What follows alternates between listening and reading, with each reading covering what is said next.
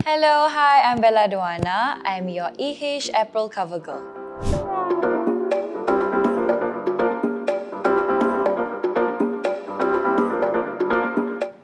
Hexa Studio. Sebab tadi saya tak jumpa studio ni dekat mana. Saya bawa Waze, lepas tu Waze tu stop saya dekat tengah-tengah highway.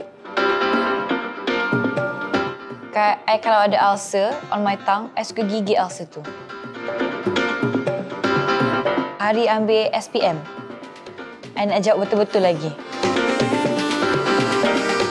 Maybe 90s? F&B. Tak. Tukar. Pilot. Saya rasa now makeup.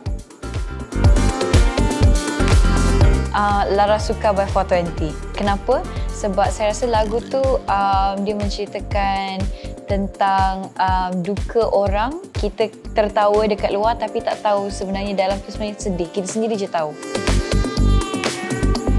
Saya rasa kena jadi diri sendiri. Kalau macam Bella pun memang takut juga kalau buat benda-benda yang memang takut ada jadi bualan mulut orang. Jadi Bella rasa kena buangkan rasa sikap orang punya pendapat tu penting bagi you. So you buat je apa yang you nak. You rasa kalau you suka ataupun you selesa buat benda tu, you teruskan. You jangan takut. You memang betul I cakap daripada awal tu, you buang rasa takut orang judge you. Saya rasa day by day sekarang ni saya belajar and saya enhancekan skill saya untuk mengekspreskan diri juga. So saya rasa diri saya sendiri.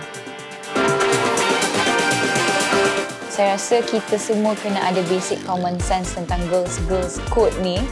Contohnya jangan rampas ex-boyfriend kawan awak. Benda tu macam, saya rasa kalau korang nak kawan, korang kena respect each other. So benda tu macam bukannya setakat girls saja, tapi sebab korang kan dah memang kawan, friendship.